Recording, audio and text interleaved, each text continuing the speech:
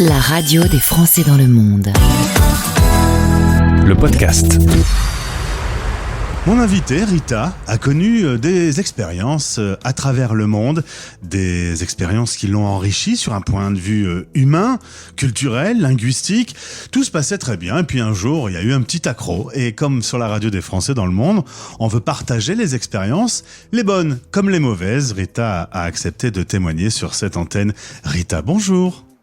Bonjour Gauthier. Content de faire ta connaissance, tu es originaire de Tournai en Belgique, pas très loin de là où se trouvent nos studios. Tes parents sont franco-belges. Assez vite, tu t'es dit que tu allais quitter ta Belgique natale ?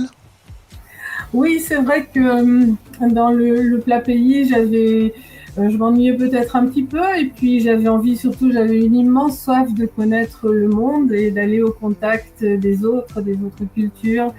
Mon doctorat, je l'avais fait sur la thématique de la découverte de l'autre. Donc voilà, j'étais un petit peu comme le héros du Tour du monde en 80 jours. Je voulais parcourir le monde, aller connaître les autres et revenir un jour dans ma maison avec plein de souvenirs, un peu comme un sanctuaire. Voilà. Alors en l'occurrence, tu vas faire des études dans le domaine de l'international. Donc tout te menait vers le fait de vivre à l'étranger. Chose faite avec une expérience en Allemagne pour commencer ? C'est ça, en Allemagne où j'étais professeur à l'université. Donc là, j'étais pas dans l'administration comme je l'ai été par la suite. Et j'ai passé là-bas 8 années magnifiques. J'ai juste rencontré un questionnement que sans doute beaucoup d'expatriés rencontrent. À un moment donné, un deuil dans la famille de quelqu'un qui est très proche, tu n'es pas là, et puis tu te demandes finalement où est ta place. Alors c'est une chose importante parce que notamment il y a eu la période du Covid qui a été assez terrible lorsqu'on était loin de ses proches. Là tu me prends un cas concret d'une situation où on regrette d'être loin de sa famille ?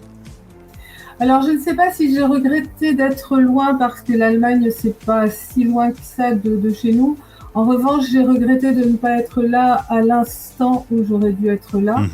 Et c'est vrai que le résultat a été que j'ai réintégré l'administration nationale et que j'ai poursuivi ma carrière, mais plutôt au pays, mais pas pour longtemps.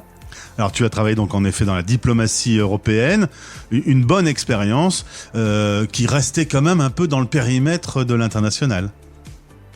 Oui, tout à fait. Alors ils m'ont même fait le coup de m'envoyer en Bosnie pendant la guerre, donc tu vois, je suis pas toute jeune, mais malgré le contexte de guerre, si tu vas à la rencontre de l'autre et si l'autre t'accueille, eh bien, malgré un contexte très très dur, tu peux avoir une expérience d'expatrié finalement humainement très riche et très belle. C'est quoi tes meilleurs souvenirs des rencontres, de la nourriture, des façons de vivre, des façons de voir la vie ?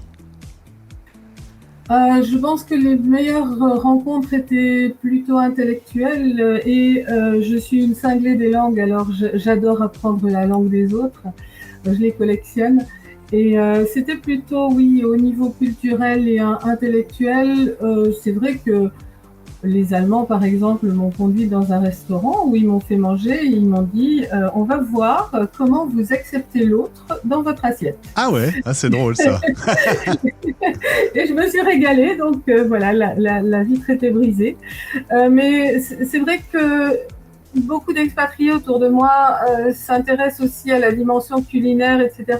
Mais c'était pas ma priorité. C'est vrai que j'adore goûter à toutes les saveurs qu'on me présente et je suis vraiment pas fermée, mais c'était pas ça ma priorité. Ma priorité, elle était littéralement intellectuelle. Quelle est l'histoire de ce pays? Quelle est l'histoire de ces gens? L'histoire des mentalités, leur culture, leur histoire, voilà. Alors un jour, une possibilité d'aller vivre une nouvelle aventure dans un pays européen. Et puis il fait beau, on n'a pas de raison de se plaindre, le décor est sympa. Sur le papier, tout devrait bien se passer, Rita. Alors oui, sur le papier, tout devrait bien se passer. Puis dans la tête de mes amis aussi, quelle chance tu as d'aller là-bas. Il y a les palmiers, la mer, comme tu dis. Hein. Et j'avais un bureau magnifique dans un palais du XVIIIe siècle. Que rêver de mieux? Et puis, je me suis heurtée à quelque chose de totalement inattendu pour un pays européen au XXIe siècle.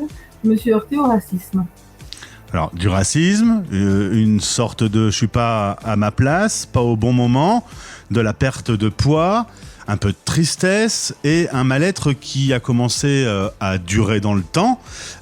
Tu as senti le truc arriver comme un tsunami ou ça a été tout doucement ? Non, ça a été un tsunami. C'est arrivé d'une façon totalement inattendue et très brutale. À un moment donné, tu réalises que tu n'es absolument pas du tout bienvenu dans cet endroit qui, dans ta tête, aurait pu être un paradis. Alors ça, c'est un préjugé, tu vois. C'est jamais très bien d'expatrier nos préjugés, mais c'est vrai que je suis arrivée avec le préjugé que tout allait aller très très bien puisque c'était un beau pays avec voilà. Et j'avais tout fait pour m'intégrer. Je parle le portugais, je connaissais l'histoire politique qui était nécessaire aussi pour mener à bien mes travaux. Et puis voilà, tout à coup, tu te sens complètement rejeté, tu n'as pas ta place.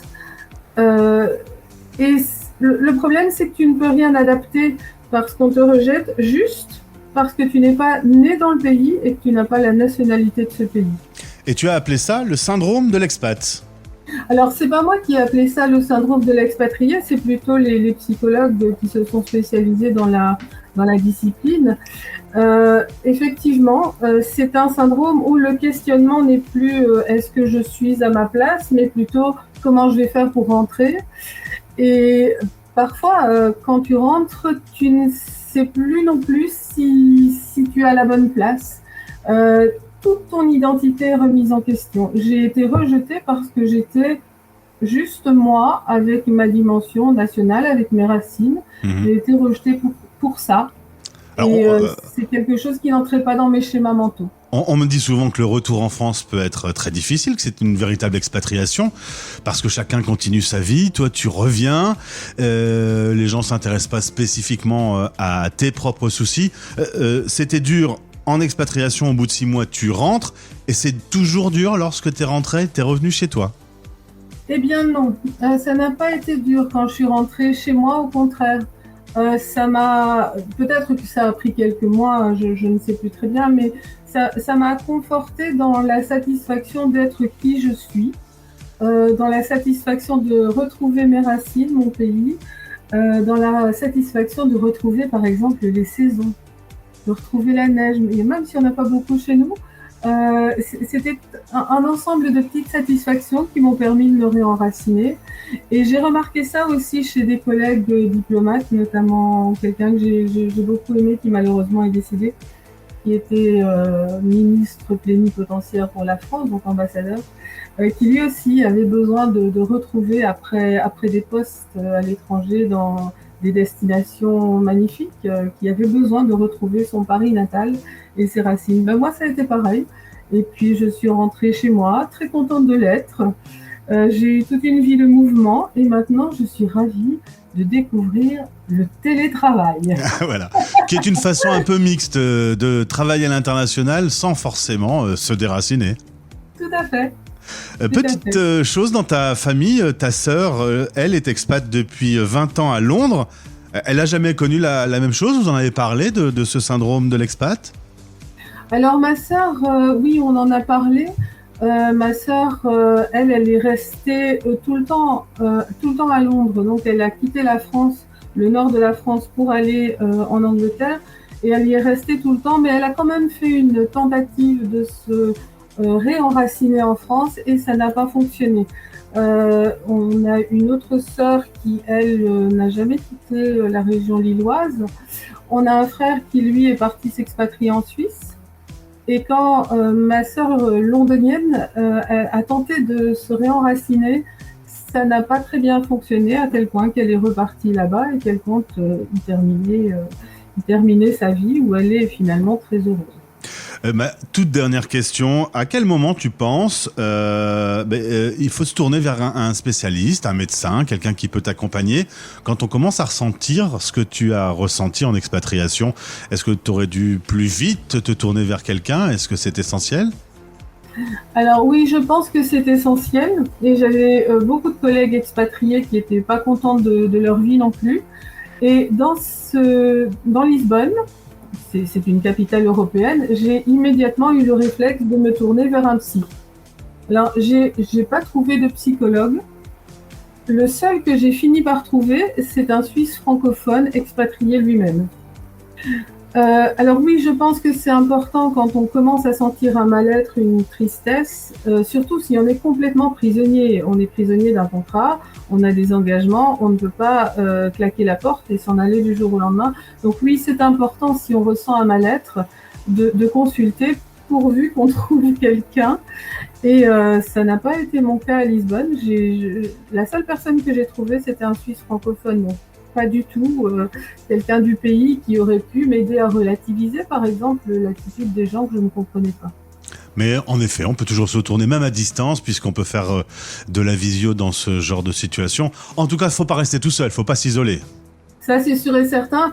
La solution de rechange, c'est le repli dans la bulle des expats, qui, dans le monde entier, je pense, c'est franco-anglais. Enfin, le régime linguistique est soit anglais, soit l'anglais, soit le français. Donc là, on se réfugie dans une bulle, mais donc l'expérience de l'expatriation, aller au contact de l'autre, connaître sa langue, la richesse de sa culture, etc. Dans ce cas-là, elle est un peu, malheureusement, de mon point de vue, et ça n'engage que moi d'ailleurs, elle est un petit peu ratée. Évidemment, c'est ton point de vue et c'est ce point de vue que l'on voulait partager avec nos auditeurs. Merci Rita pour ce témoignage. Tu as retrouvé tes racines. Ça va ? Tout va bien ? Rassure-moi. Ah, tout va bien. J'ai un cheval, un chien, 3 chats. Et puis ma fille qui étudie et qui a une merveilleuse carrière devant elle aussi. Donc oui, je suis très heureuse d'être rentrée. Tout comme j'étais heureuse d'avoir été à travers le monde et d'en être revenue. Merci pour ton témoignage sur l'antenne de la radio des Français dans le monde. Au plaisir de te retrouver. Avec plaisir, Gauthier. Au revoir. Les Français parlent au français, l'émission qui relie les expats, parrainée par Bayard Monde. Suivez Bayard Monde sur Instagram. Parce que la lecture n'a pas de frontières, les magazines Bayard Milan vous suivent partout dans le monde. Recherchez Bayard Monde, tout attaché.